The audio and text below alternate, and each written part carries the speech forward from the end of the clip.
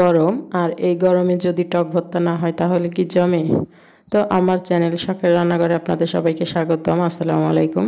তো এখন চলে যাচ্ছি টক ভর্তা তৈরির জন্য, যেটা খাওয়ার জন্য সবাই অপেক্ষা করছে। কে কে টক ভর্তা পছন্দ করেন অবশ্যই কমেন্ট করে জানাবেন। তো আমি টক ভর্তা করার জন্য প্রথমে আমি কর্মচা গাছের কাছে চলে গিয়েছি এবং কর্মচাগুলো ছেড়ে নিচ্ছি।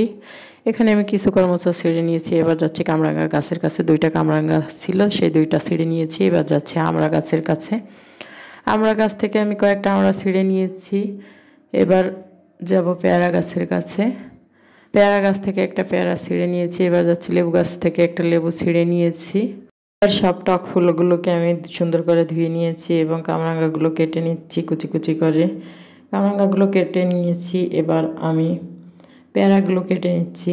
পেয়ারাগুলো সুন্দর করে কুচি কুচি করে কেটে নিয়েছি। এবার আমড়াগুলো ছেঁচে নেব। আমড়াগুলো আমি ছেঁচে নিয়েছি।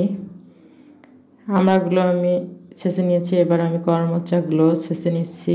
সব ফলগুলো আমার কাটা এবং ছেঁচা হয়ে গিয়েছে। এবার আমি মরিচ কুচি করে নিচ্ছি। মরিচগুলো আমি কুচি করে নিয়েছি। এবার লেবুটা কেটে নিচ্ছি। এখানে আমি লেবুর রস দিয়েছি সামান্য এবং লেবুগুলো কুচি কুচি করে কেটেও দিয়ে দিচ্ছি।